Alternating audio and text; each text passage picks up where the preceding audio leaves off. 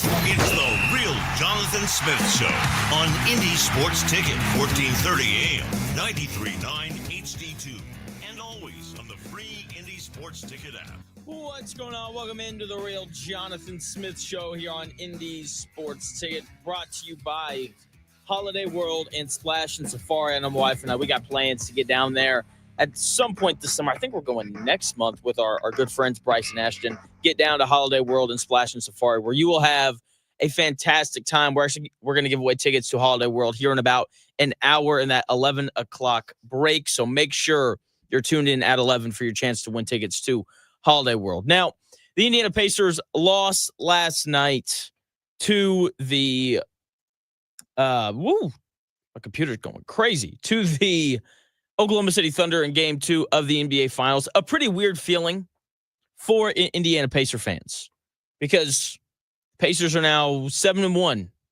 in games 1 and 2 throughout this, NBA playoffs. They finally lost a Game 2 on the road, and Tyrese Haliburton wasn't good again. And look, he hit the game winner in Game 1, and so no one really buried him, but he wasn't very good in Game 1 either. And it's problematic, because he has to be good for the Pacers to have any sort of chance at winning. Everyone knows that.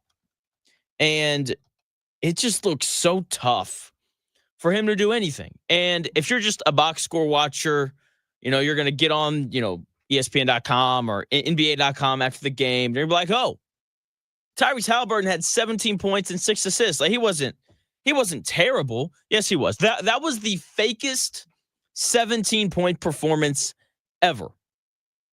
He scored 12 points in the fourth quarter when the game had already been decided.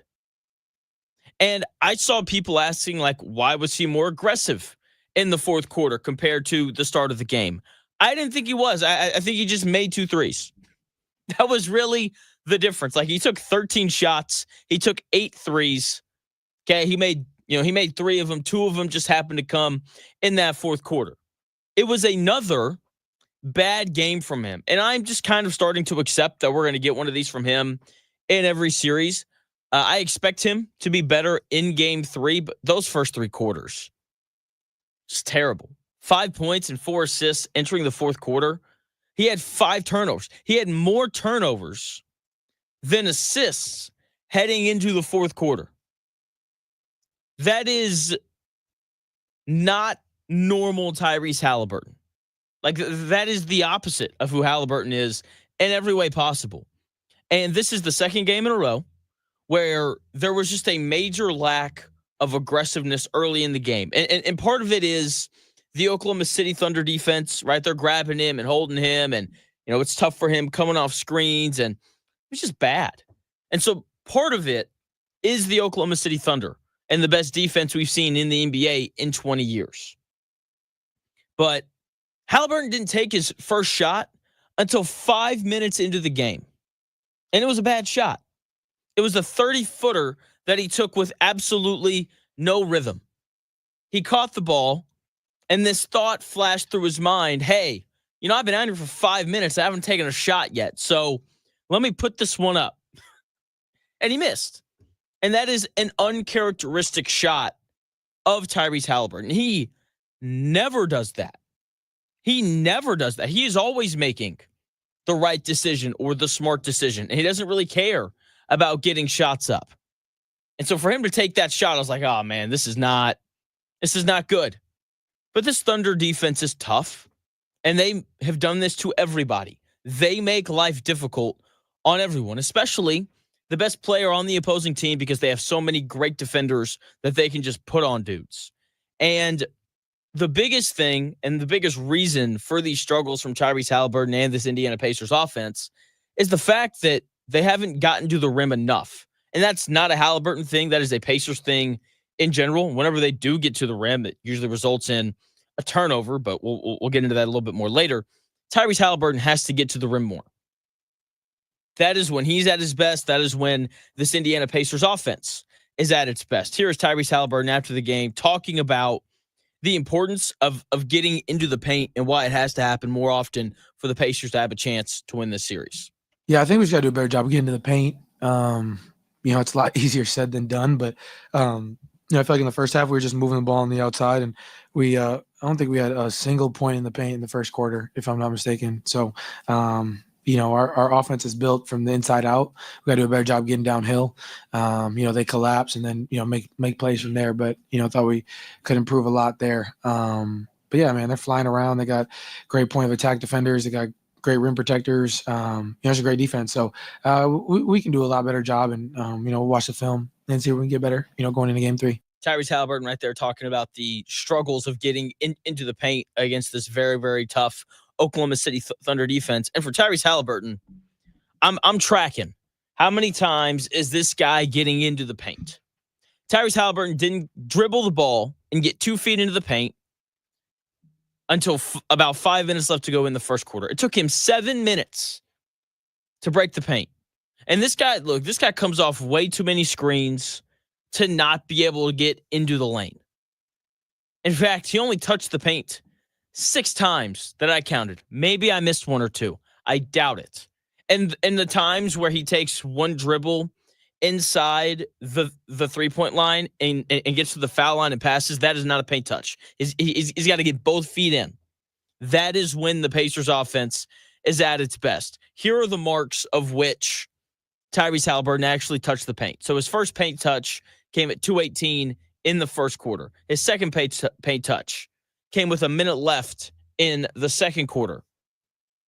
The entire second quarter, he only touched the paint once, and it came with a minute left to go in the quarter. His third paint touch came at the 9:57 mark of the third quarter. Didn't touch the paint again the rest of the third quarter. In the fourth, he touched the paint.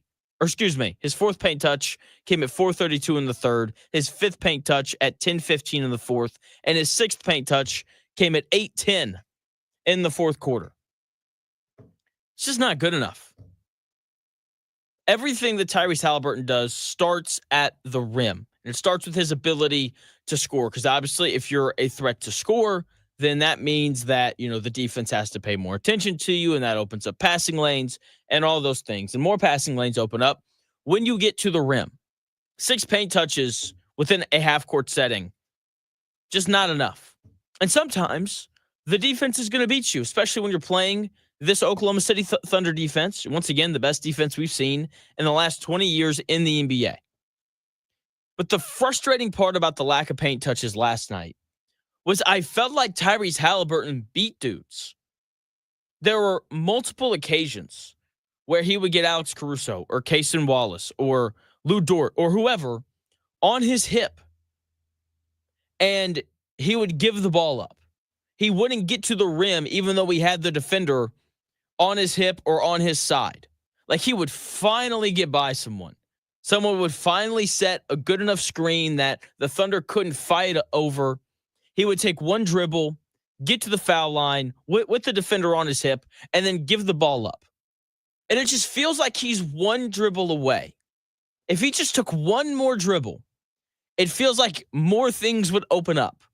Because one more dribble, you can take 2 steps and try to take a layup, or you can do a little 2-footed floater off of one more dribble, or you get into the lane and the Thunder go, crap, no one's allowed in there. And then everyone comes in, because that's what the Oklahoma City Thunder defense does. They collapse on teams as soon as you get into the paint. And Tyrese Haliburton is an elite passer. And so when the defense does collapse, he can then kick it out to shooters and distribute, which is obviously his best skill. I felt like he gave up on drives one dribble too early. Just one more dribble and boom, like you're at the rim. And spacing can then happen. But, there's a part of me that understands it, because as soon as you get into the paint, like, you've got 3 defenders around you. There was one time where he beat Shai Gilgeous-Alexander, and Shai Gilgeous-Alexander swatted the ball away from behind, because he does that as well as any other player in the NBA. Shai Gilgeous-Alexander does it, swatting the ball away from behind. But at the same time, if you get into the paint and you've got 3 dudes surrounding you, then somebody has to be open. And Tyrese Haliburton is an elite passer, one of the best in the NBA. And he should be able to make plays off of this overhelping Thunder defense, because that's really what the Thunder do. They overhelp. And the issue is Tyrese Haliburton specifically didn't get into the paint enough to take advantage of this swarming Thunder defense. There's ways to beat it. I don't care how many shots Tyrese Haliburton takes. I really don't. The number for him is paint touches. If he's getting into the lane, then eventually he's going to score. And if he's getting into the lane, he's going to find other open Pacer players. He has to get into the paint more. The Pacers took 43s last night. That's a lot.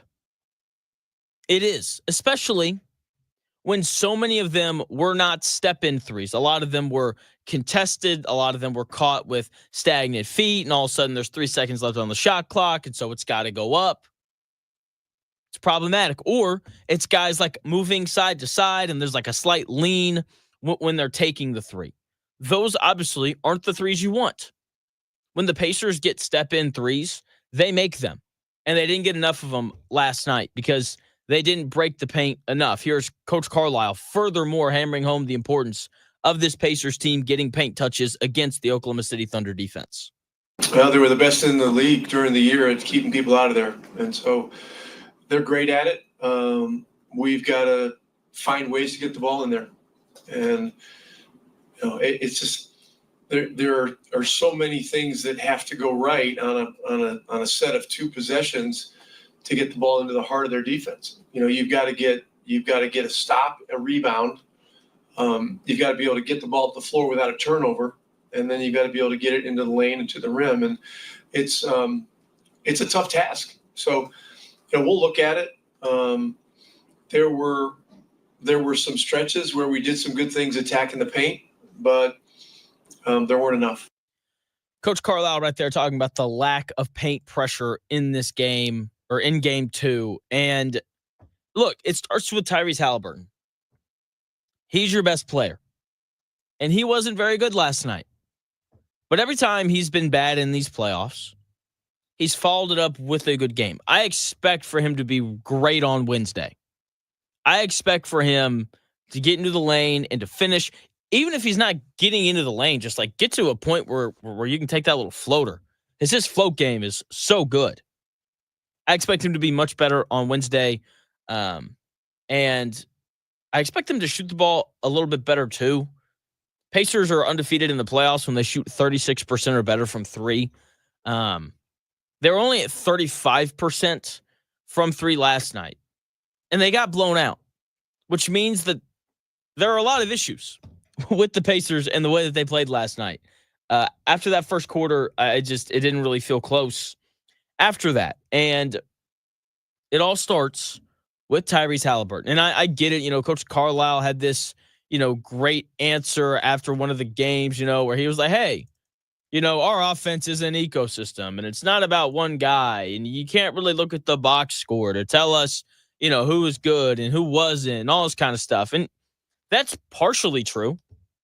But I can tell you, I don't need a box score to tell me how bad Tyrese Haliburton was in that game last night. He was not good.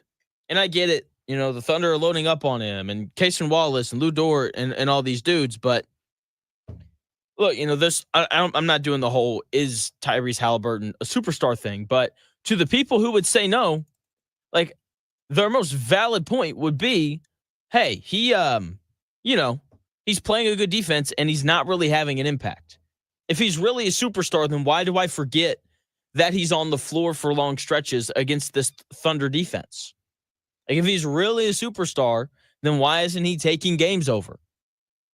Like it's a fascinating part of this, right? So like he has to be better if he is legitimately the guy that everyone thinks that he is, because the best players in the sport, the superstars, as you want to call them, they take games over, and we are yet to see him do that in this series. Now, like I don't expect him to have a perfect game like he did against the Knicks in game 4, where he goes for 30 points and 15 assists and no turnovers. He's not going to do that against this Thunder defense. But can he get like 20 and 8? Can we get like 20 points, 8 assists, and like 2 turnovers? Is that possible? Can we get that from Tyrese Haliburton? Because if you can get that, 20 points and 8 assists, then like you're going to have a chance. especially if Pascal Siakam can pick his game up. Everyone's going to bury Tyrese Haliburton today. And they should, because he hasn't been good in games 1 or 2. He hit one shot that kind of erased our memory of how bad he was in game 1. But, he didn't hit a shot in game 2. So he's going to get buried today. But Pascal Siakam wasn't any better. He wasn't. He was bad last night as well. And, I'm going to give you this stat again.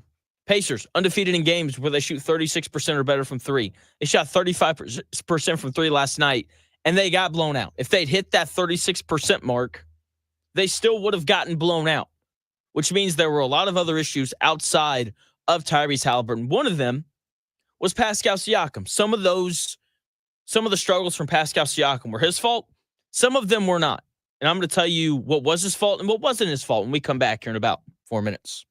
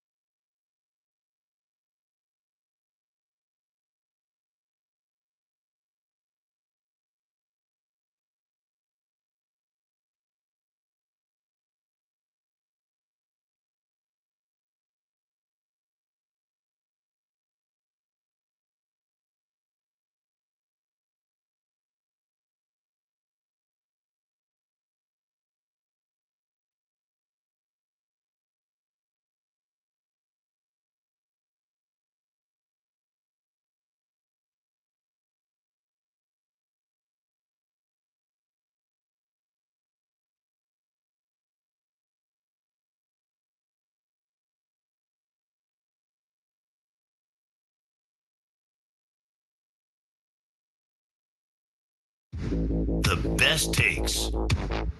Maybe. The Real Jonathan Smith Show on Indy Sports Ticket 1430 AM, 93.9 HD2, and always on the free Indy Sports Ticket app.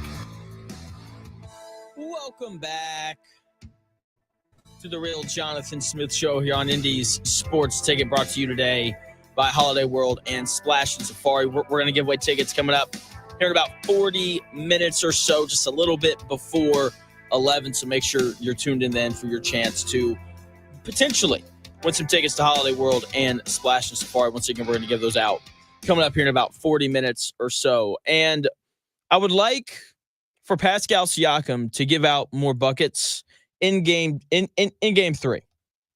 We're going to talk a lot about, Haliburton and all that good stuff. Pascal Siakam wasn't very good either, though. The Pascal Siakam minutes, for me, were so frustrating for multiple different reasons. Part of it is he didn't really make shots. He was 3 of 11 from the floor. He gets fouled by Alex Caruso every time he puts the ball on the deck. As soon as he dribbles, Alex Caruso just chucks him. 2 hands, straight to the hips and stomach area. I thought in the first half especially, the Pacers did not give him the basketball enough. He would have Cason Wallace or some other smaller Oklahoma City defender sealed. And there's one possession where Benedict Mathurin has, I think, Chet Holmgren on him. And I get it. That's a mismatch. But Pascal Siakam is Cason Wallace, pinned. Siakam's 6 feet from the bucket. And you see Mathurin look at Siakam and be like, nah, I'm cool. And that possession perfectly summed up what the first half was for the Pacers.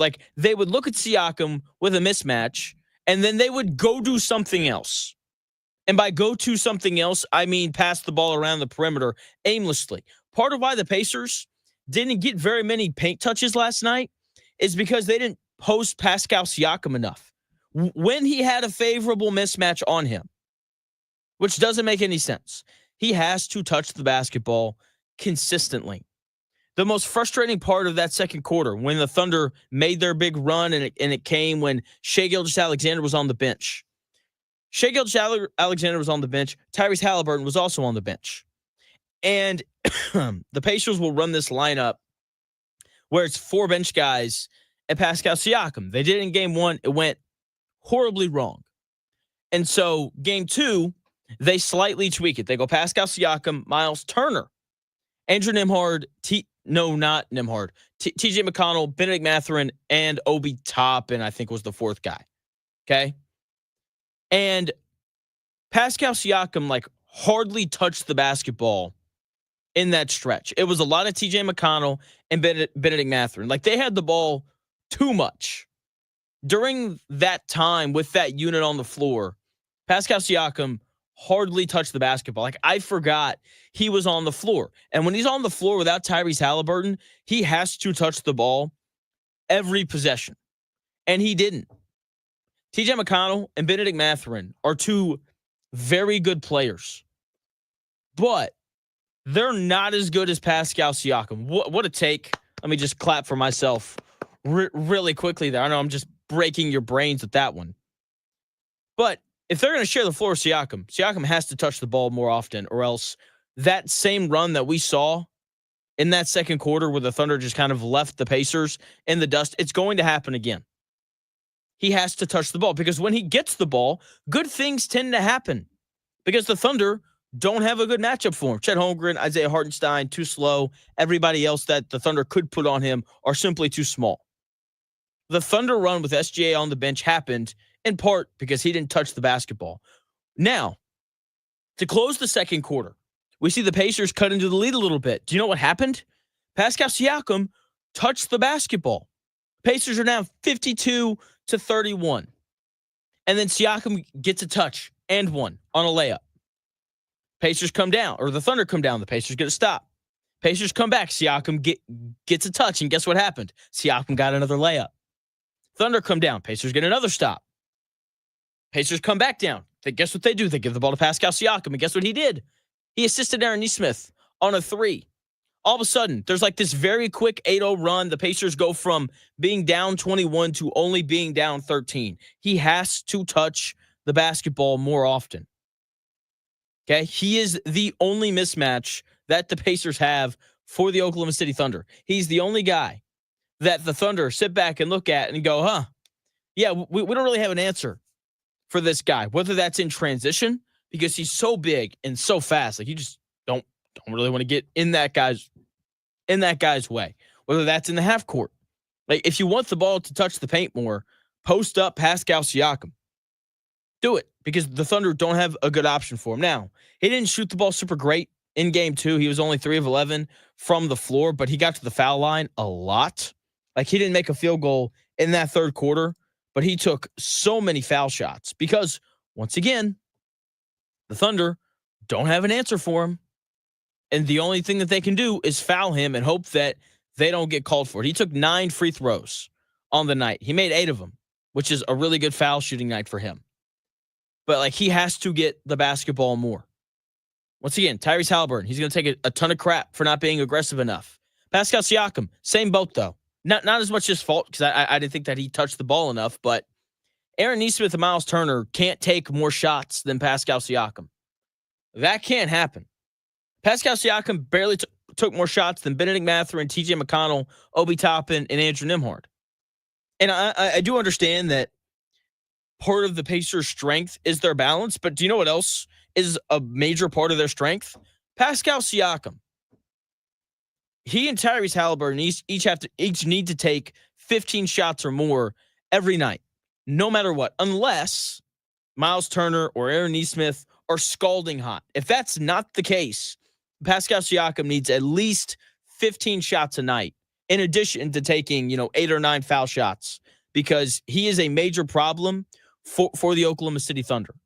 And they have to do a better job of getting him the basketball in these advantageous spots where he can score. Like, if I'm Rick Carlisle the rest of the series, if I see someone look him off, like if he's got, Cason Wallace sealed and Benedict Mathurin wants to do that thing that I still can't believe he did it. If he still wants to look at Siakam and then be like, nah, I'm cool, I would, you have to immediately rip Mathurin out. Siakam has to touch the basketball more consistently than what he did in game 2, especially when there's no third pacer. Every game, I'm looking for, who is the third pacer going to be? Because it's always someone different.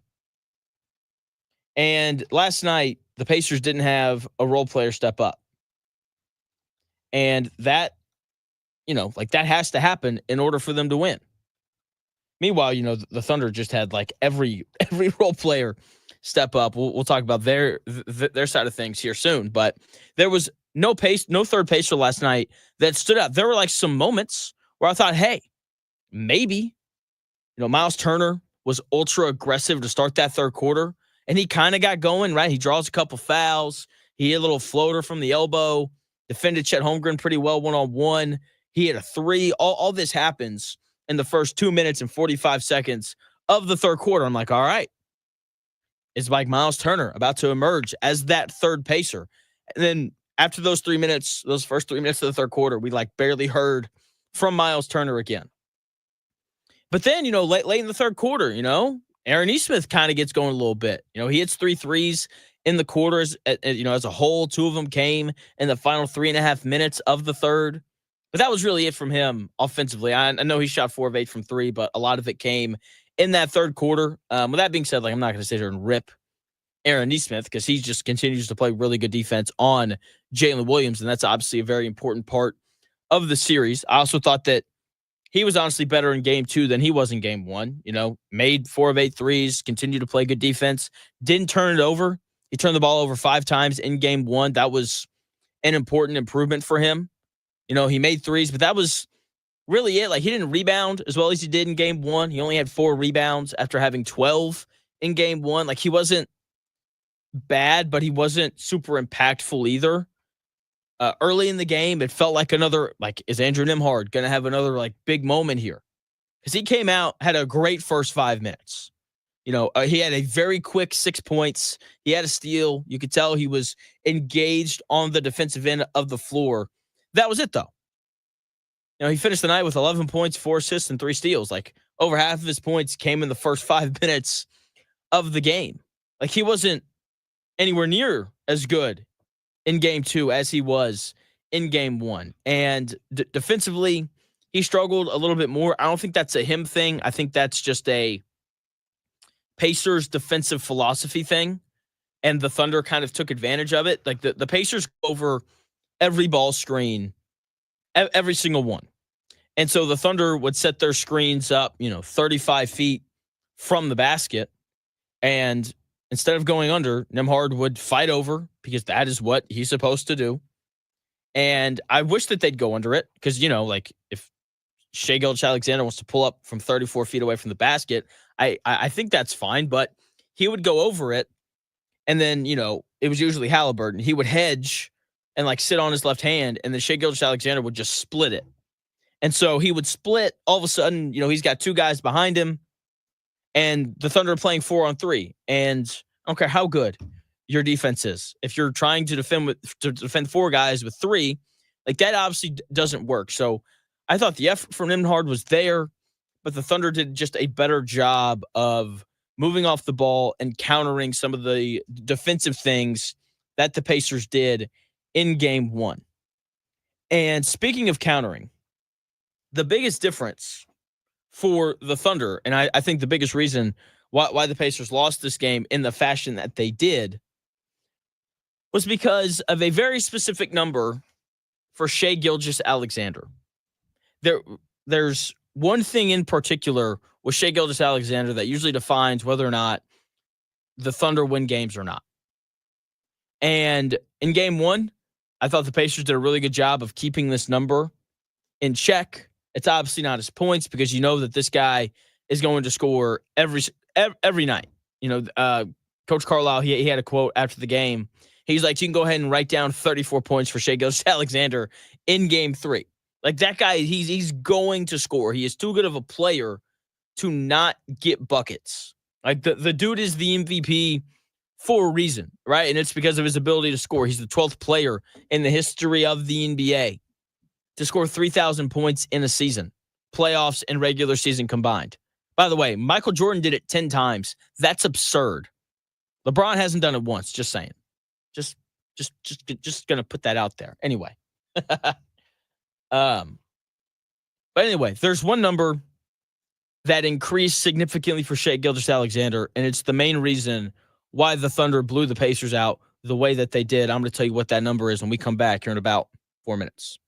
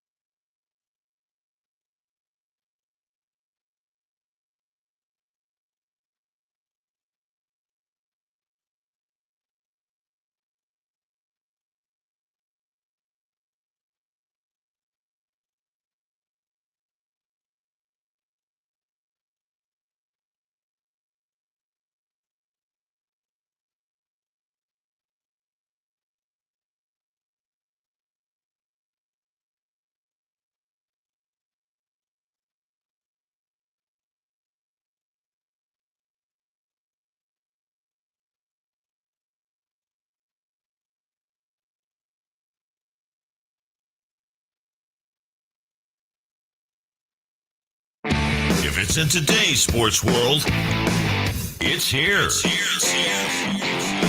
The Real Jonathan Smith Show on Indy Sports Ticket 1430 AM, 93.9 HD2, and always on the free Indy Sports Ticket app.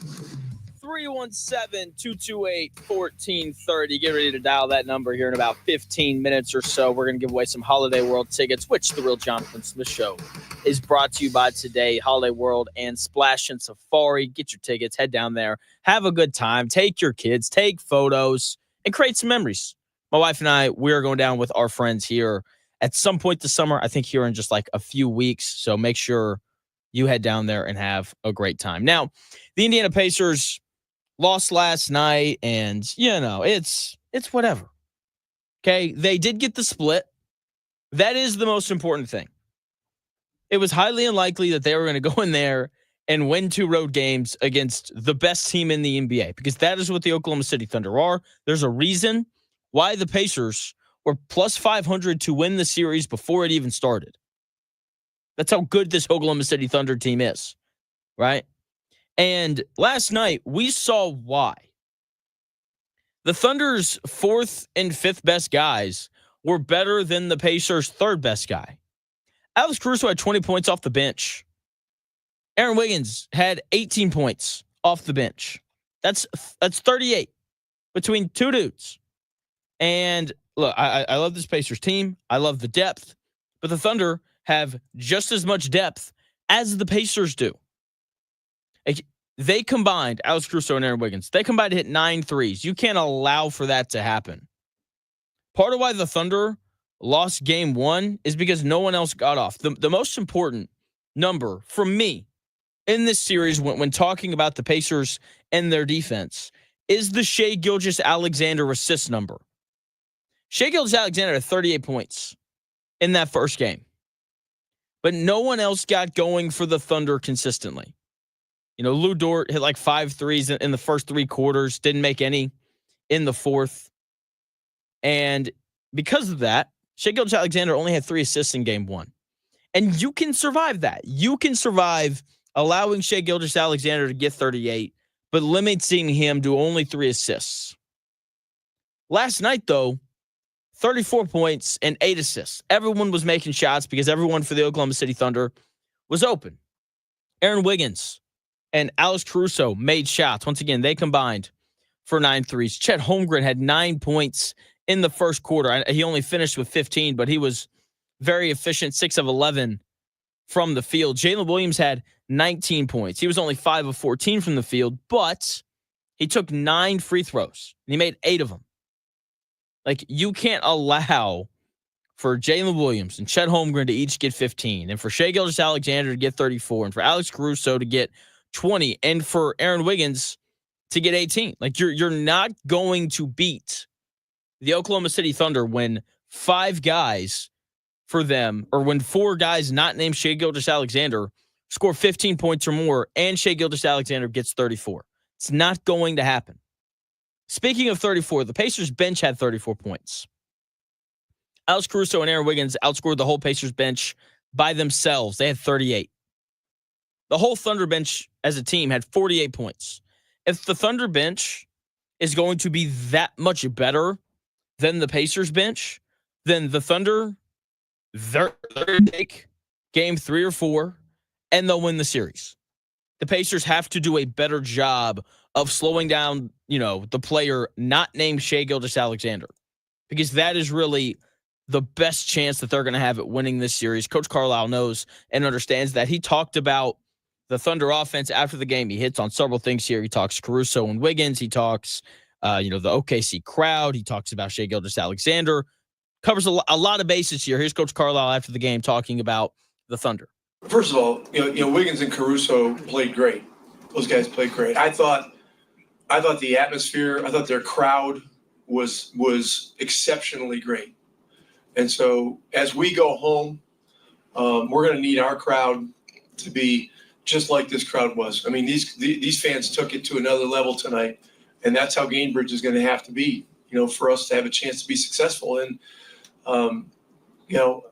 Caruso and Wiggins, as you mentioned, both those guys shot it well. They caused other problems. They ran well. They made plays. They got a great feel for when to cut, and they hurt you in a lot of different ways. And so, Shai, you can mark down 34 points before they even get on the plane tomorrow, for the next game. I mean, the guy's going to score. We got to find ways to make it as tough as possible on him. Williams played really well tonight. All their guys played well, and so we're gonna have to do a lot of things better. Coach Carlisle right there talking about just the slaughtering that the Pacers got last night from the Thunder, and a large part of it was Shai Gilgeous-Alexander, but it wasn't just him, because in game one it was just him, and the Pacers found a way to win. Game two, though, Wiggins 18, Caruso 20, and something that's kind of nerve-wracking and scary looking at the rest of this series is the fact that Jalen Williams and Chet Holmgren, neither one of them have played well yet. Like, those are the Thunder's second and third best players, and neither one of them have had a game where you're just like, geez, man, those dudes are good. Chet Holmgren was much better in game two after only scoring 6 points in game one, but he had 15 points and 6 rebounds on 6 of 11 shooting. Like, that's not a dominant Chet Holmgren performance. Chet Holmgren can go get you 20 on any given night. He hasn't done that yet, right? He played with more force last night. He only took 3 threes. He was much more active around the basket. He got an easy dunk when the Thunder went to that double big lineup with him and Isaiah Hartenstein, which that lineup was very problematic for the Pacers. The Thunder won those minutes with ease. Hartenstein's passing on the interior, by the way, is just a lot of fun to watch. And you saw that with him and Chet on the floor. They owned the glass in that period. That was another thing that was really frustrating. I mean, the Thunder had 11 offensive rebounds. That's too many. Like, you have to figure out a way to win the possession battle against this Thunder team, and the Pacers hung in there. They only turned it over 15 times. They turned the Thunder over 13 times, but they gave up 11 offensive rebounds, and the Pacers themselves only had 7. Part of why they won game one was because they grabbed, they out-rebounded the Thunder by 17. They didn't do that in game two. And part of that was because the Thunder went to that double big lineup of both Chet Holmgren and Isaiah Hartenstein on the floor. Moving on to Jalen Williams. I don't know if he's going to have a big game in this series. Like game 3 against the Nuggets, he had like 32. I don't think he's going to do that in this series, because I think Aaron Nesmith has done a good job at making him feel uncomfortable, which is obviously a very important thing for this series. With that being said, Jalen Williams was second team All-NBA this year. He's more than capable of figuring it out and having a big series going forward. 19 points on 5 of 14 shooting. Like, that's not a normal Jalen Williams game. He did a good job of getting to the foul line where he was 8 of 9. By the way, the Pacers have got to find a way to win the free throw battle. They've lost it in these first 2 games. The Thunder foul more than any other team in the NBA. It's pretty significant how often this team fouls. Pacers got to find a way. Got to find a way to win this free throw battle. Because if they lose that and the possession battle, it just makes things even tougher than they already are. So Pacer fans, be very wary of the big Jalen Williams / Chet Holmgren performance, because it's coming at some point. They were both better in game 2 than they were in game 1, but they weren't great. And I'm just kind of waiting on both of them to get off and get going, because they're just too good of players to not have big nights, especially Jalen Williams. I feel like he's missed multiple open looks. Like, he's not really shooting the ball very well from 3. He's a pretty good 3-point shooter. A lot of his stuff is coming at the rim. And, if the Pacers could get to the rim, that would be better than slowing those guys down. But hey, it's fine. Shai Gilgeous-Alexander, though. He's, the guy for them who stirs the drink. He's the MVP. Like, that's what he is. And you could just see it last night. 34 points on 11 of 21 shooting. You heard Coach Carlisle say in that clip, you can just go ahead and mark Shai Gilgeous-Alexander down for 34 points in game 3. Just go ahead and do it before he even gets on a plane. Right? He was also 11 to 12 from the foul line. That's really not bad. This is a guy who could take 20 free throws. I mean, seriously. But the 8 assists, it's just too many. You can't allow him to involve everyone else. He also had 4 steals. His ability to strip guys from behind is incredibly impressive. He's going to be great in this series. He's going to score points every single night. But you can't allow him to have 8 assists.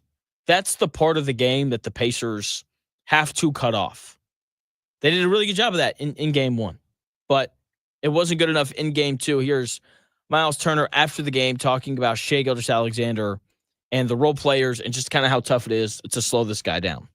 He needs the MVP for a reason. He's gonna get off, and I think that we've accepted that. It's a matter of slowing him down and limiting the role players. A few of their guys stepped up tonight. I think the Wiggins had a great game.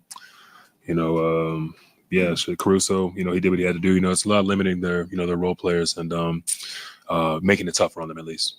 You got to limit the role players.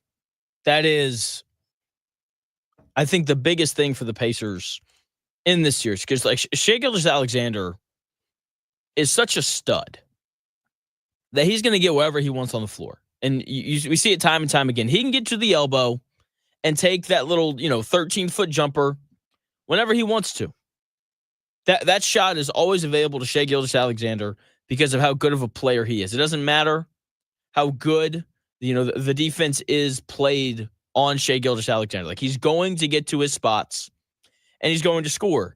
And what the Pacers need to happen is you need more games to feel like game 1 for him, where Shai Gilgeous-Alexander, he has 38 points, but it took him 30 shots to get there. He was 14 to 30 from the field. The games have to feel like that if the Pacers want a chance to beat this dude, because he's one of one. He's an incredible player, and they just didn't do a good enough job last night of maintaining or of just keeping him close. He got wherever he wanted. He's splitting double teams and finishing at the rim and pulling up for his little mid-range jumper. He didn't shoot the ball particularly well from 3, only 1 of 4. But once again, when Alex Caruso and Aaron Wiggins hit 9, good luck. So just a bad game from the Pacers. But the good news, they did take one. They did. Now they have to come home. They have to defend home court. If they can just win 3 home games, the Pacers are 3 wins in Gainbridge Fieldhouse away from winning the NBA Finals. The Pacers are a very good home team. They win a lot of games at home, right? They were better at home this year than they were on the road, obviously.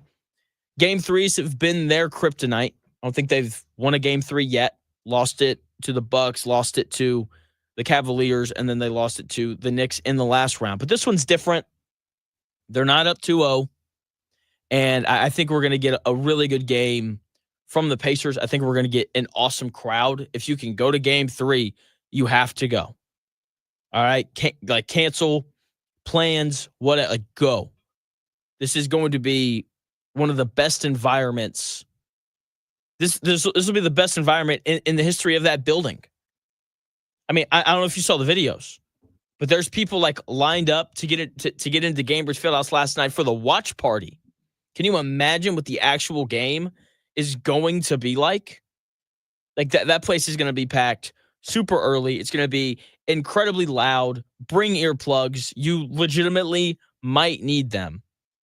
And the crowd's going to be such a huge part of this game 3. And I do think we're going to get a really good Tyrese Haliburton game in game 3, because he has this ability to rise to the moment. It's why he's hit all these game winners and game tying shots in this playoff run. It's why he's 13 of 15 regular season and playoffs in shots in the final 2 minutes to tie or take the lead. He is excellent in the biggest spots. And I don't have the clip, but Pascal Siakam said after the game that this is the biggest game of their season. And I fully expect for Pascal Siakam and Tyrese Haliburton to have great games. I expect them to play with a ton of force. I expect them to find ways to get to the rim. Coach Carlisle is an excellent head coach. Mark Dagnall, really good coach as well. Right? He made some adjustments, and the Thunder found a way to win. I think that the biggest thing for them was they just had shooters actually move. I thought they were pretty stagnant in that first game, and that's part of why, Shai Gilgeous-Alexander only had 3 assists. Pacers, they now get to counter. What are they going to do differently on defense in this next game? Because, they tried some different things. They doubled Shai a couple times. That didn't work. They went to, a zone at one point. That didn't work. So, they're going to try some different things to try and thwart this Thunder offense that was really clicking and really good in Game 3. I can't wait to see what it is. But more than anything, I can't wait to see how Pascal Siakam and Tyrese Haliburton respond to some not-so-great performances in Games 1 and 2. Even though Siakam was pretty good in Game 1. I still don't know how they won that game. Siakam's leading scorer with 19. They had, I think, 6 guys in double figures. They had 7 last night, but it's because Mathurin and McConnell scored a bunch of points late that didn't really even matter. So, also, I don't know why Coach Carlisle pulled the starters when he did. They were down 17 with 4 minutes left. You're stopping a 3 away from kind of being in it, but I don't know. That dude knows way more than me, so I'm not going to question it. When we come back, 11 o'clock, more thoughts on Tyrese Haliburton and his pitiful Game 1 performance against a Thunder team that is just really, really good. Zack is going to join the show at 11:40. He texted me last night. He said, I have thoughts and I would like to share them. I was like, all right, man, that's fine. You want to do 11:40 tomorrow? And he said, sure. So Zack is going to join the show coming up at 11:40. In this break, we are giving away tickets. Today's episode or today's show, The Real Jonathan Smith Show, is brought to you by Holiday World and Splash and Safari. So we're going to give away tickets. Call in now, 317-228-1430 for your chance to win a couple of tickets to Holiday World. We will mail them to you. So I'm going to need some information from you. But 317-228-1430. We already got a caller. I will get to you here in a second. When we come back, though, more thoughts on Tyrese Haliburton.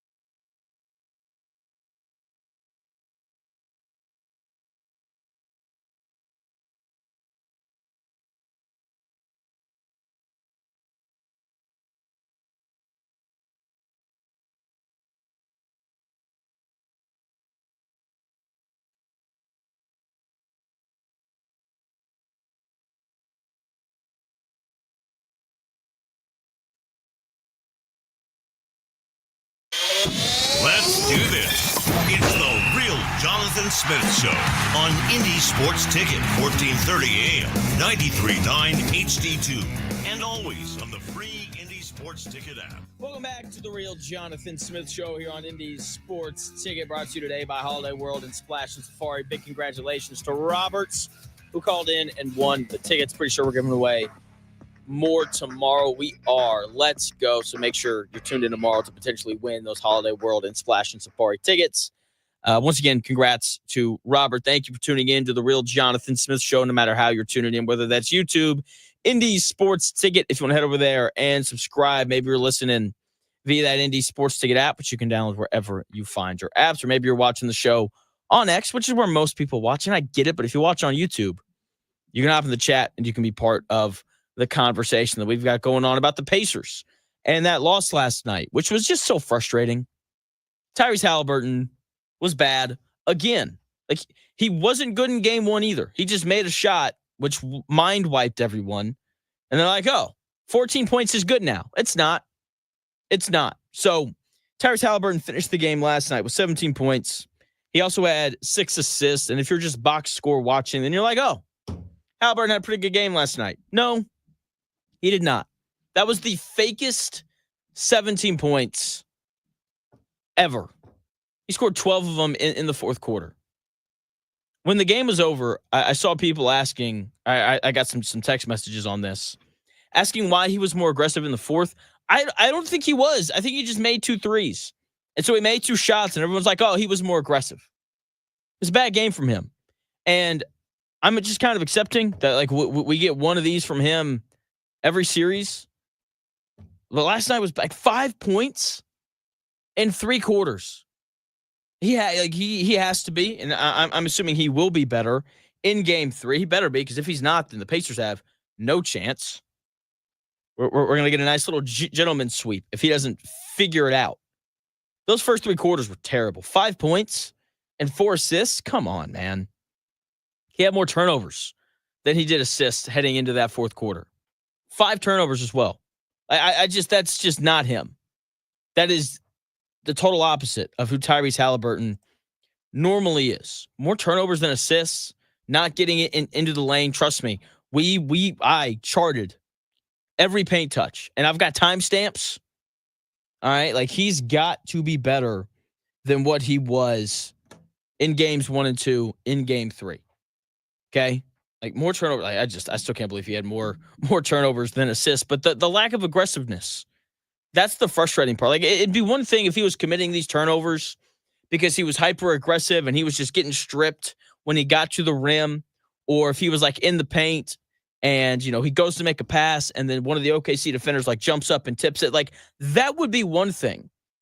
But he was turning the basketball over amidst not being aggressive. Like, he's like not even being pressured by Alex Caruso.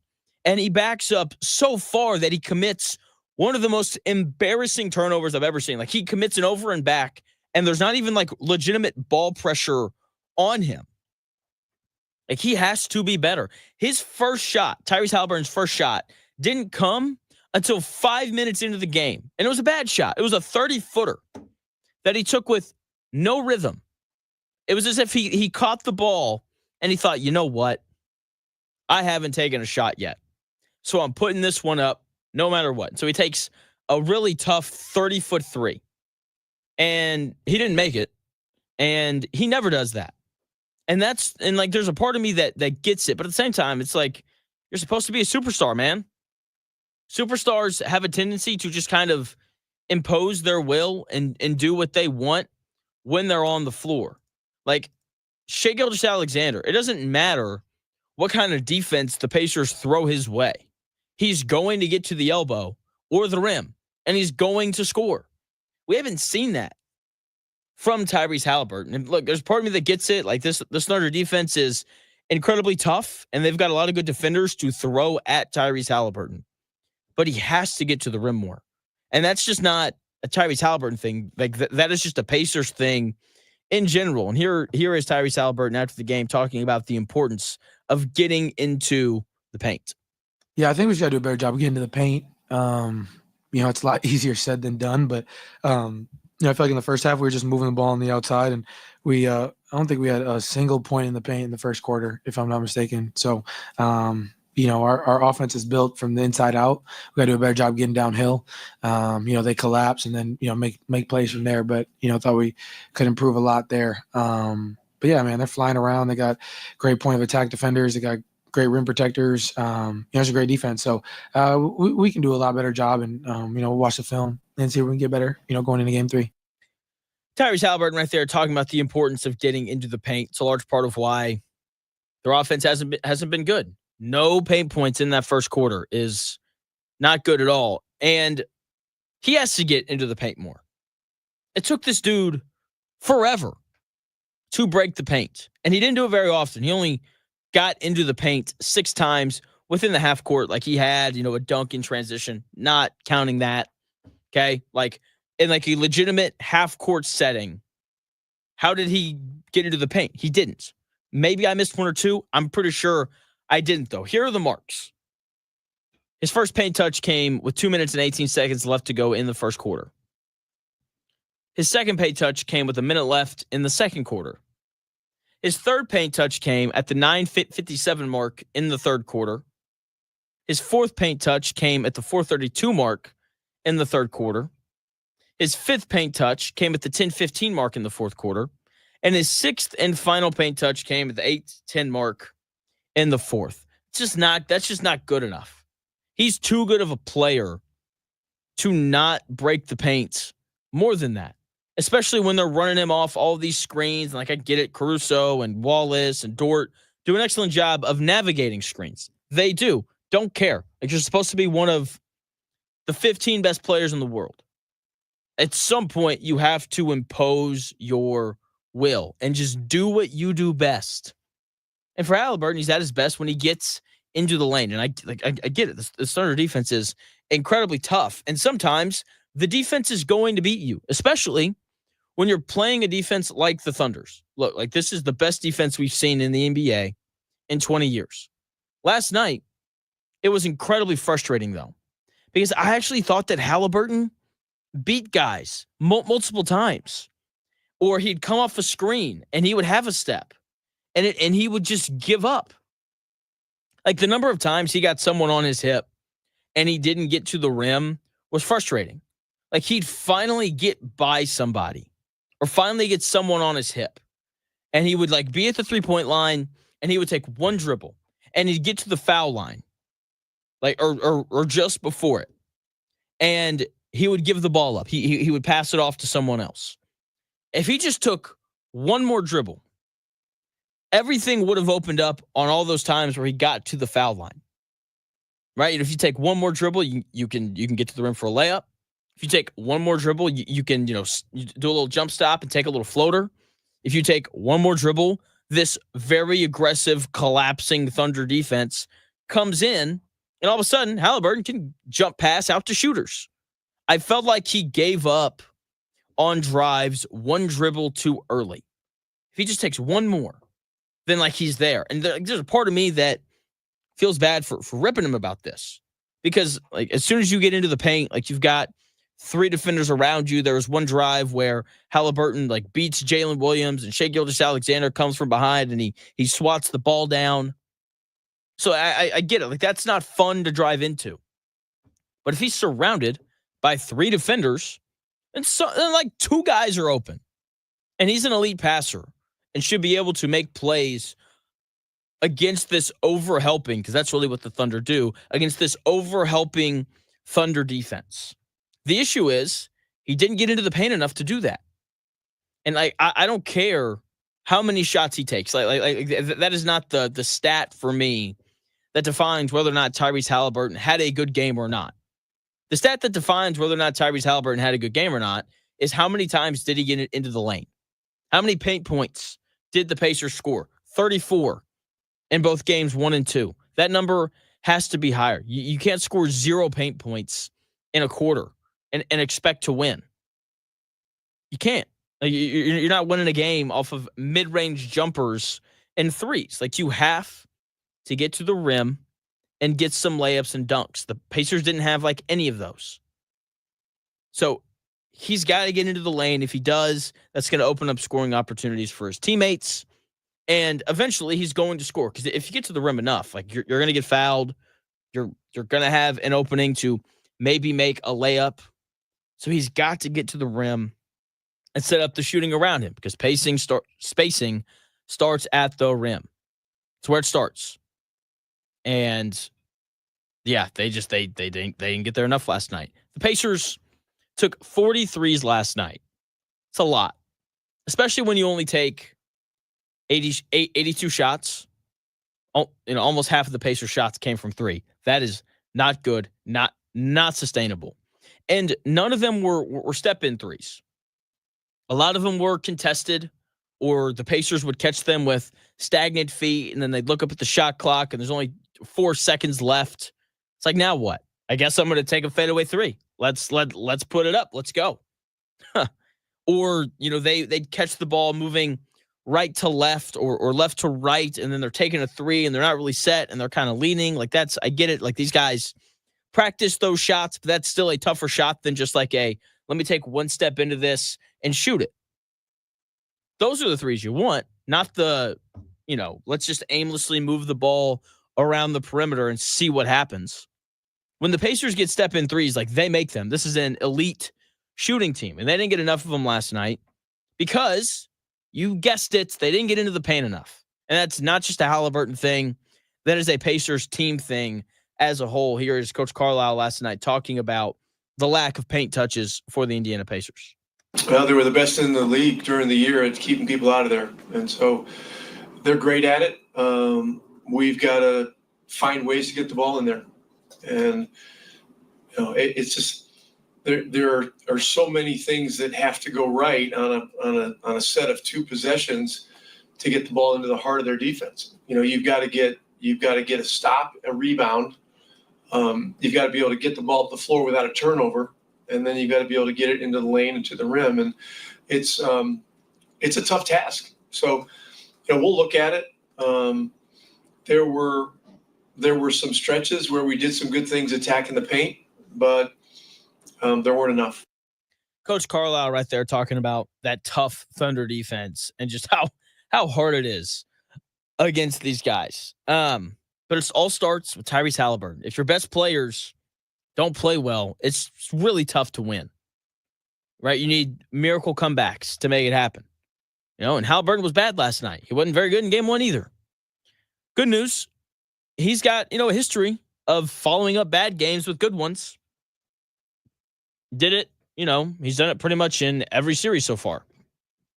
Game 5 against the Knicks, he was bad, came out in game 6, and he was pretty good. Game 3 against Cleveland, he was bad, came out in game 4, and he was pretty good. It starts with Tyrese Haliburton. He has to be better. I expect him to be better on Wednesday. Part of that is just being at home. Players tend to be a little bit better when they're playing at home, and they'll be back here, Gamebridge. If you can go, you got to go. You have to go if you can go to game 3, because it's going to be the atmosphere of a lifetime. That place, that building is going to be rocking, and you're not going to want to miss it. So if you can go to the game Thursday night or Friday night, one or the other, it's going to be just a ton of fun to watch. And game 3 is going to be an absolute war. Tied 1-1. Pacers trying to, maintain home court advantage. Thunder trying to take home court advantage back from the Pacers. I think the Pacers will win one of game 3 or 4. Will they win both? I don't know. The Thunder haven't lost back-to-back games all year. Then again, Pacers haven't lost back-to-back games since March or December. It's one of those 2. I know that those are 2 very different months, but I think they haven't lost back-to-back games since March. They haven't lost 3 games in a row since December. So game 3 is going to be just a ton of fun. If you can go, you need to go, because I do think we're in for a really good Tyrese Haliburton performance. I think Coach Carlisle, I think he's one of the best coaches in the NBA. He's going to figure it out here at some point, how to break down this defense. Now, look, you can know how to do something and not be able to execute it. That's very possible, but I do have faith in Coach Carlisle to kind of figure things out. I do have faith in Tyrese Haliburton to start to make shots and to start getting into the lane, because that is really what this series is kind of dependent on. The Pacers want to win the series. They've got to figure out how to get into and score in the paint. If they can figure that out, then they're going to have a pretty decent chance to win the series, because if they can do that, then they're going to start scoring a whole bunch of points. And the Thunder are a team that win games with their defense, not necessarily with their offense, even though that's how they won it last night. Speaking of offense, the Indiana Pacers are undefeated in playoff games where they shoot 36% from three or better. They shot 35% from three last night and got blown out. Even if they'd hit that 36% mark, the game still wouldn't have been close. That means that there were a lot of other issues. Like Haliburton, not good, but a lot of other issues across the board. And one of them has to do with Pascal Siakam. His minutes were frustrating for multiple reasons. I'm going to give you all those reasons when we come back here in about 4 minutes.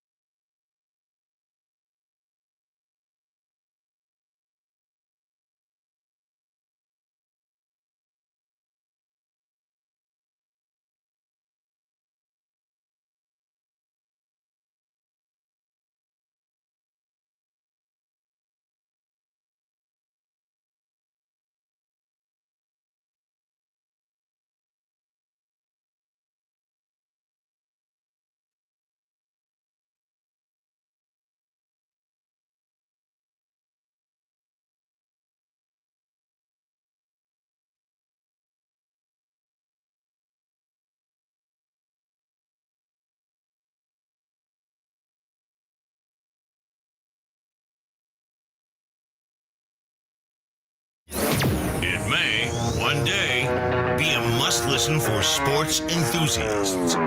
Yeah, and monkeys might fly out of my butt. Uh-oh. The Real Jonathan Smith Show on Indy Sports Ticket, 1430 AM, 93.9 HD2, and always on the free Indy Sports Ticket app. What's going on? Welcome back to the Real Jonathan Smith Show, which you can listen to via the Indy Sports Ticket app, which you can download wherever you find your apps. You can also watch the show on YouTube, Indy Sports Tickets. So head over there and subscribe. You can also listen or watch on X, the Everything app, __ Jonathan Smith. If you want to follow me there, Zack Gray set to join the show coming up here in about 20 minutes. We will continue talking Pacers and their loss to the Oklahoma City Thunder in Game 2. Talks a lot about Tyrese Haliburton in that last little bit. He wasn't very good. Neither was Pascal Siakam. Very different. I thought Siakam was aggressive. I thought he just didn't get the ball enough. It was so frustrating, especially that first half. There's a very specific play that is just ingrained in my memory from that Game 2, where the Pacers, run their offense well, and they get a switch. Benedict Mathurin has Chet Holmgren on him. Pascal Siakam has Cason Wallace sealed like 6 feet from the bucket. If you can just get Siakam the ball, it's probably a layup. Maybe he gets fouled and he goes and he takes free throws. And Benedict Mathurin looked at that man. And then he looked at Chet Holmgren. And then he looked at Pascal Siakam. And then he looked at Chet Holmgren. And he said, I got this. Don't worry. You're just the second best player on our team. But don't worry, Pascal. I got it. And then I'm pretty sure Benedict Mathurin turned the ball over. I'm pretty sure is what happened on that play. And the number of times that would happen, not necessarily with Mathurin handling the ball, but Pascal Siakam would have Cason Wallace or Alex Caruso or some other smaller Oklahoma City defender sealed, and they would just look him off. They would look at him, and then they would go do something else. And by something else, I mean pass the ball around the perimeter aimlessly without the ball ever touching the paint, which doesn't make any sense. Pascal Siakam has to get touches. If the Pacers want more paint points, if they want the ball to touch the paint more, Pascal Siakam is the answer to that. When the Thunder made their big run in that second quarter, it came when the Pacers had Siakam, Turner, and 3 bench guys on the floor, 2 of them being TJ McConnell and Benedict Mathurin. I'm pretty sure that the 5th guy was Obi Toppin, but I'm not entirely sure. I just remember TJ McConnell and Benedict Mathurin pounding the air out of the ball and having the ball way too much during that stretch. During that time, with that unit on the floor, when Tyrese Haliburton is getting his rest, Pascal Siakam has to touch the ball every time down. During that stretch where the Thunder went on their run, Pascal Siakam just didn't touch the basketball. He didn't touch it enough.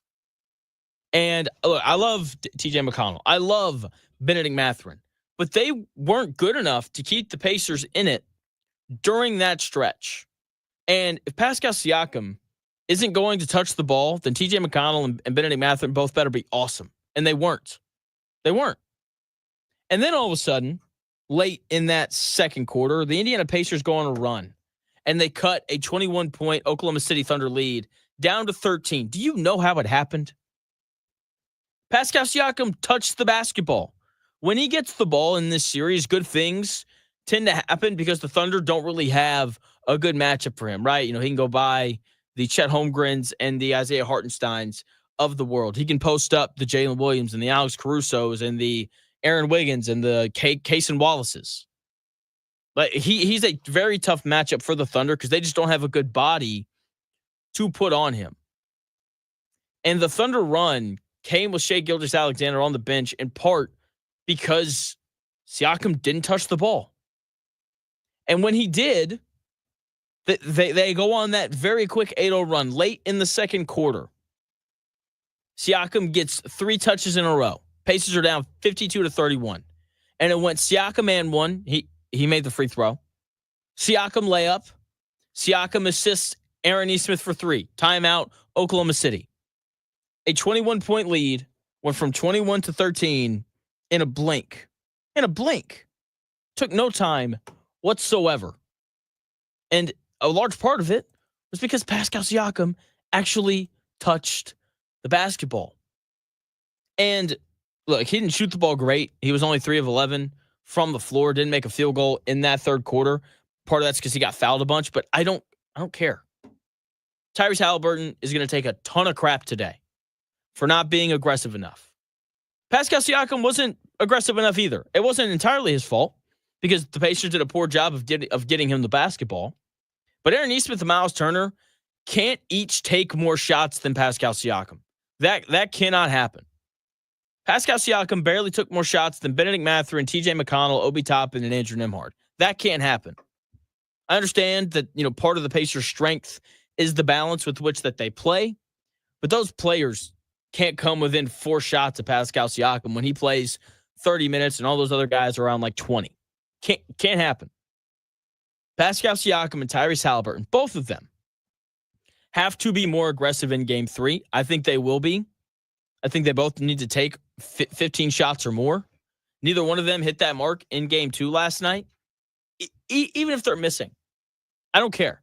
Those guys have to be the focal point of the offense, especially Pascal Siakam, because he's such a matchup problem that he can actually get into the lane and cause some problems for that Thunder defense. Okay? Look, unless Miles Turner or Aaron Nesmith or Nembhard is on a heater, then the game has to be played through Siakam and Haliburton. Simple as that. Speaking of Turner and Nesmith and Nembhard, there was no third pacer last night. Miles Turner, I thought it might be him early in that third quarter when he came out ultra aggressive. He drew 2 fouls. He hit a little floater, defended Chet Holmgren one-on-one pretty well, and he hit a 3. All that happened in like the first 2 minutes and 45 seconds of the third quarter. I'm like, all right, here we go. Miles Turner's going to get it going. Maybe maybe Siakam or Haliburton can kind of get it rolling a little bit. And then let's see what happens here. But after those 2 minutes and 45 seconds, you just didn't hear from Miles Turner again. And then Aaron Nesmith late in the third. He hits 2 threes in the final 3.5 minutes, hit 3 threes in the third quarter as a whole. I'm like, all right. Is Nembhard about to heat up? Or is Nesmith about to heat up and hit a whole bunch of threes? Nope, that didn't happen either. He had a good game. I'm not gonna sit here and trash Aaron Nesmith. 4 of 8 from 3, played really good defense, didn't rebound as well as he did in Game 1, only had 4 rebounds after having 12 in Game 1. He wasn't bad, but he wasn't super impactful to a point where I was like, yeah, he was definitely the third best pacer last night. I thought early it was going to be Andrew Nembhard just because of the way that he came out. He had a great first 5 minutes. I mean, a great first 5 minutes. And, 6 points, a steal. I'm like, all right, this is going to be like a big time Andrew Nembhard series I see. Nope. He had a great first 5 minutes. Didn't hear from him much after that. Finished the night with 11 points, 4 assists, and 3 steals. And he's got a tall task having to defend Shai Gilgeous-Alexander. But he didn't really do a great job of that. He wasn't anywhere near as good as he was in Game 1. In Game 2, the Thunder, defensively or offensively made things tougher for Nembhard to defend Shai Gilgeous-Alexander. Nembhard was further from the basket, and they were setting screens, and he kept going over, and it wasn't good. I wish that they would go under the screen whenever they're 35 feet from the basket, but hey, I'm not going to question Carlisle. But he would go over the screen. Shai Gilgeous-Alexander would split the double or the hedge, and then the Thunder would they'd be playing 4-on-3. That obviously doesn't really work. So I thought the effort from Nembhard was there, but the Thunder did a better job of moving off the ball. They did a good job of adjusting to the kind of offense the kind of defense that the Pacers were playing, and that led to Shai Gilgeous-Alexander having 8 assists, and that's a big deal because he's going to get 30 every night. Game 1, he only had 3 assists. Game 2, he had 8. That can't happen. It's got to only be him. The reason why the Pacers won that first game was because Shai Gilgeous-Alexander went crazy, and no one else did. Multiple guys. They had 4 guys not named Shai Gilgeous-Alexander scored 15 points or more last night. Chet Holmgren had 15. Jalen Williams had 19. And then Alex Caruso off the bench had 20. Aaron Wiggins had 18 off the bench. They combined to hit 9 threes. You can't allow for both of them to go crazy and for Shai Gilgeous-Alexander to get 34, and for Jalen Williams and Chet Holmgren to combine for 34 as well. That can't happen. Like, if you just hold Caruso and Wiggins to like 10 apiece, then you have a great chance at winning that game. But you can't allow for both of those guys to get off. It's a large part of why the Thunder won game 2, and it's a large part of why they lost game 1. No one outside of Shai Gilgeous-Alexander consistently made shots in that first game. You know, the fact he only had 3 assists in game 1 points to that. Last night, though, every Thunder role player was making shots. Wiggins and Caruso making threes. Chet Holmgren had 9 points in the first quarter. The others for the Thunder showed up significantly more than the other guys for the Indiana Pacers. The Pacers bench had 34 points. Alex Caruso and Aaron Wiggins outscored the whole Pacers bench by themselves, combining for 38 points, and they didn't play in garbage time. The whole Thunder bench had 48. If the Thunder bench is going to outscore the Pacers bench by 14, good luck. Seriously. Like that has to be an area that the Pacers win. And look, it's a tough area for them to win because the Thunder are just as deep as the Indiana Pacers are.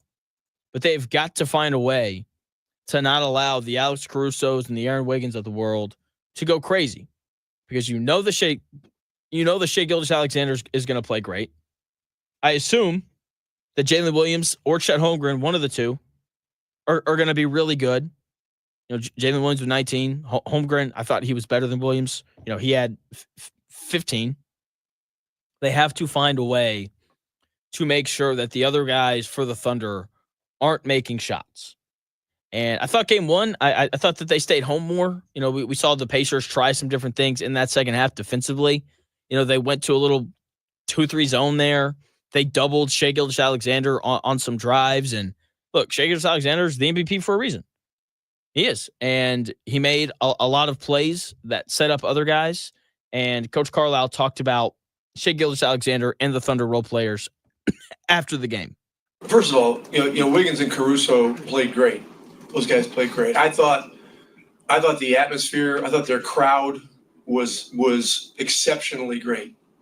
And so as we go home, we're going to need our crowd to be just like this crowd was. I mean, these fans took it to another level tonight, and that's how Gainbridge is going to have to be, you know, for us to have a chance to be successful. And you know, Caruso and Wiggins, as you mentioned, both those guys shot it well. They caused other problems. They ran well. They made plays. They got a great feel for when to cut, and they hurt you in a lot of different ways. And so, you know, but you know, Shai, you can mark down 34 points before they even get on the plane tomorrow, you know, for the next game. I mean, the guy's going to score. We gotta find ways to make it as tough as possible on him. You know, Williams played really well tonight. All their guys played well, and so you know, we're gonna have to do a lot of things better. Coach Carlisle right there, and he's exactly right there at the end. They're going to do a lot of things better. They have to get Siakam the ball more. They've got to break the paint more. But most importantly, they've got to find a way to keep Shai Gilgeous-Alexander from racking up the assists. Look, if he's scoring, like that's fine because you know that he's going to, you know, Carlisle said it right there in that clip, just pencil him in for 34 a night because he's that good of a player. What you can't have, though, is him scoring 34 and also getting everyone else involved. Like that is, like you're asking to lose if you allow that to happen. And so they've got to find a way to, you know, stick to shooters, you know, let him get his 38 or whatever. Don't let him, but you know what I mean. And, you know, just keep the other guys from making shots because it's way easier to keep Alex Caruso in check than it is to keep Shai Gilgeous-Alexander in check. So we'll see what the adjustments are in game 3. Zack Gray at ZG the Grapevine on Twitter. He's going to join the show. He texted me last night. He said, "Hey man, can I please come on? I have thoughts." And I was like, "All right, I will never say no to that." So Zack Gray, professional sports gambler, he joins the show coming up here in about 4 minutes. We're going to continue to talk Pacers and Thunder game 2 when we come back here in about 4 minutes.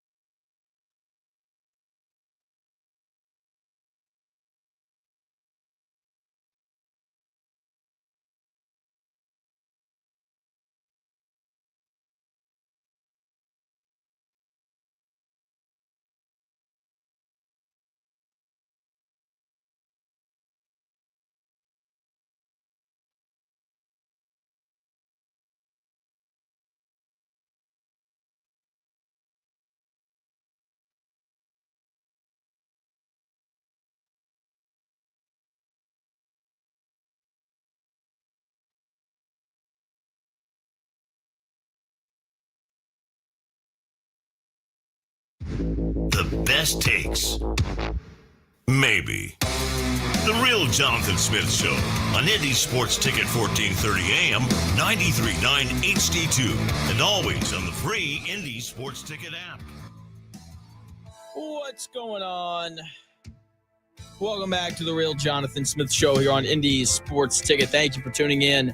No matter how you're tuning in, whether that's YouTube, Twitter, or the Indy Sports Ticket app, which you can download wherever you find your apps. Join now by the one and only Zack Gray at ZG The Grapevine on Twitter. If you want winning bets, check him out. He sells tools to help you make better bets. Check out the link in his bio on his Twitter page to get access to that. Zach, what's going on, man? How are you? What's up, Jay Smith? It's a little weird being on a Monday, but this is what I asked for. Yeah, you texted me, and I was like, great. So I'm just going to kind of give you the floor. I mean, everyone's kind of heard my thoughts for the last hour and a half on Haliburton being bad and Siakam not being much better and the defense. Not just how bad the Pacers were. That's really the only way to describe how they were last night. So what were your thoughts on the game? Yes, I think if you go back and listen to me and you talk on Friday, I think we kind of laid out why, game 2 is going to be so tough. And I think we've laid out kind of the things that the Pacers have to do better, and they didn't do it better.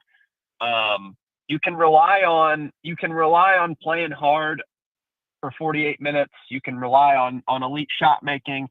That can be a staple, but you have to be able to come in and set a tone in the first quarter, first half.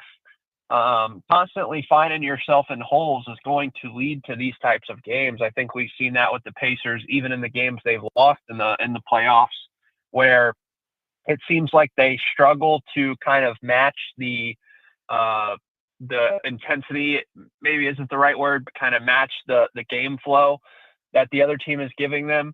They rarely punch first in these scenarios. And I just think that we know what the Pacers teams are. We know who their players are. I do not understand why we are shocked that Haliburton had a slow first half again, because we've kind of know that. That's been the storyline. We get that. But I do wish that there was a unique opportunity for them to kind of come out swinging and really shock everyone and go up 2-0. And it felt like they kind of let go of the rope a little bit. Kind of got complacent in the first half, and then they started to make their run. Thunder fought back, and then I texted you that they kind of let go of the rope. So that's a little disappointing, but I think all in all, they're not going to win this series with the way that they're going about handling their business early in games. Joined by Zack Gray, professional sports gambler. Check him out on Twitter at ZG The Grapevine. I'm with you. The Haliburton slow starts are just kind of a normal thing now. That doesn't make them any less frustrating. I really wish that would change. And my biggest takeaway when you talk about them like letting go of the rope, I don't even just thinking back on the game. I'm not sure if it was that. I think it was more of TJ McConnell and Benedict Mathurin did a really bad job of getting Pascal Siakam the ball. Carlisle loves, and he modified it a little bit, but the Pacers love to run that lineup where it's Siakam and 4 bench guys. That they went with it in game 1. It went horribly. So last night they go Siakam, Turner, and 3 bench guys. And you just forget that Siakam's out there because he didn't touch the ball. And then, like you said, they go on that run, and it's because Siakam gets 3 touches in a row. He gets a layup and one, another layup, and then he finds Nesmith for 3. And I thought that they did a really bad job of not getting him the ball enough last night. Did you notice that? Yeah, you kind of mentioned that to me as the game was going on there too. But I mean, if you look down the counting team stats here, there's not really that crazy of discrepancies. Oklahoma City out-rebounded the Pacers, which was not the case in game 1. Slightly 8 rebounds. But if you go down the list here, it looks like a pretty similar game. And the Thunder just won on the margins. And to me, the margins are they have a guy like Shai that can score 30-plus a game from the onset, and the Pacers don't. They kind of have to get it in the aggregate. And I think you see that. I think you see that next level star of player kind of coming to to the forefront in a game like this. 123, 107. They both shoot 45, 48%, both around 35, 38% on three. So like 3 points of difference there.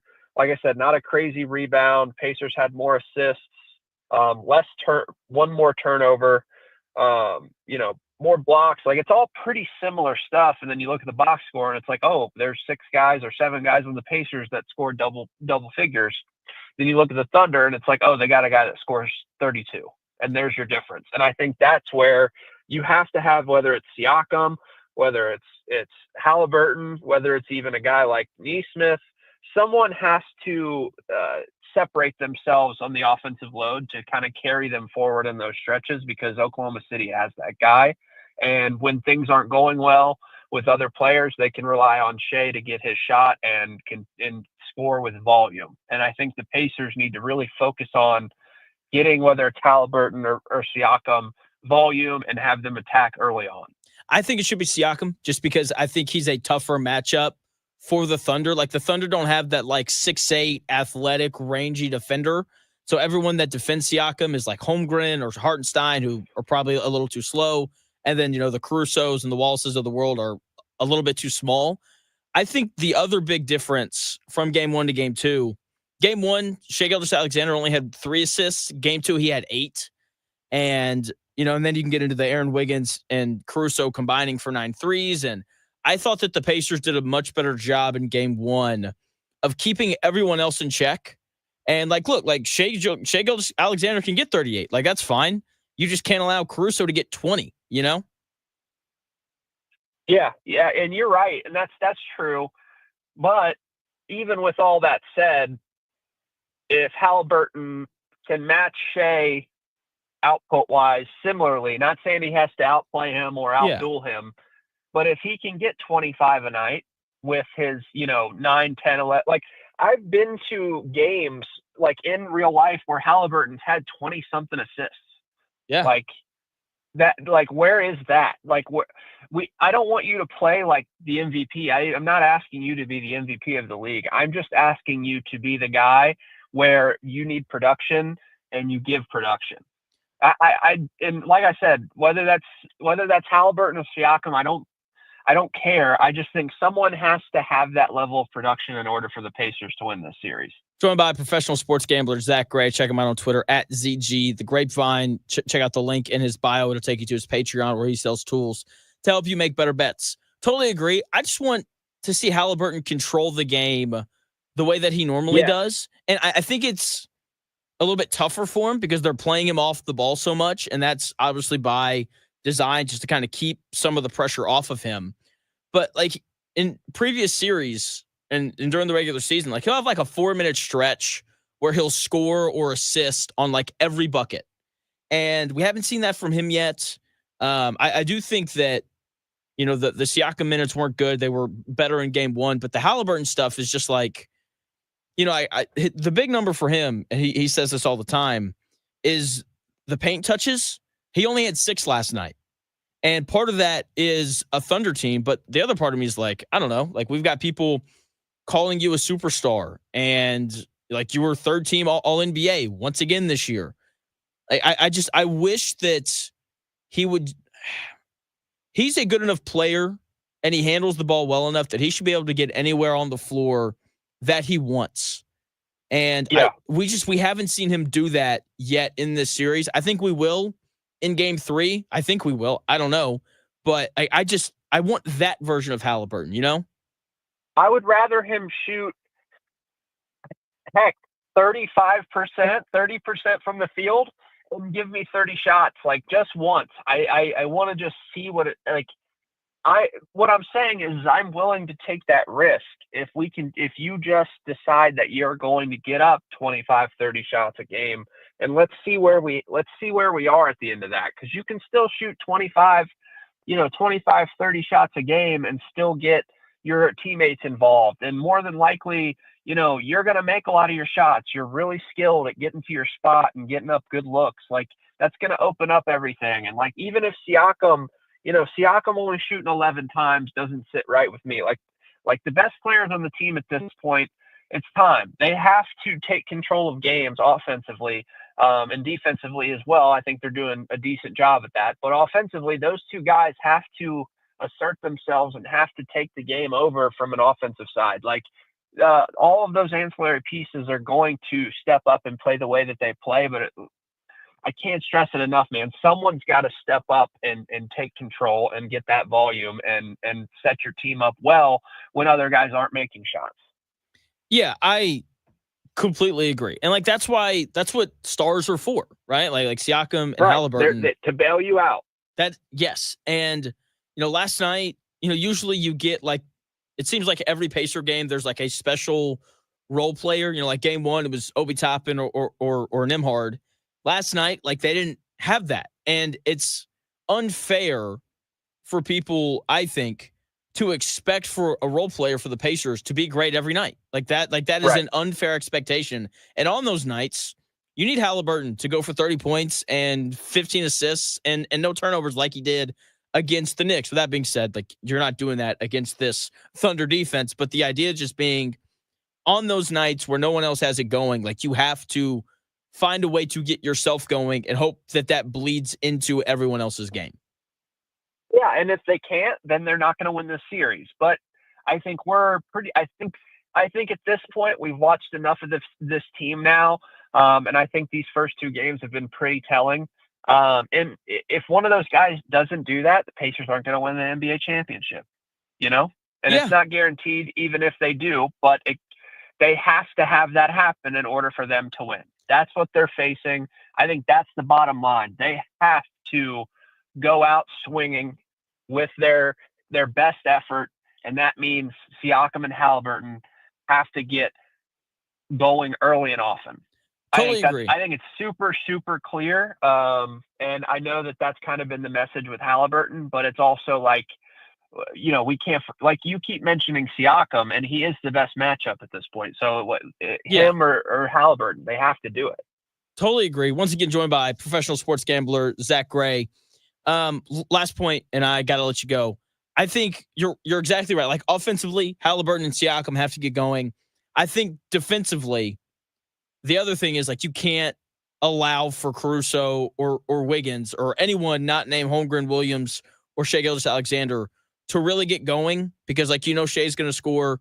Chet and Williams are going to be involved somehow offensively. I don't think that the Pacers can survive if Caruso or Wiggins or Isaiah Joe or whoever else also has a decent offensive game.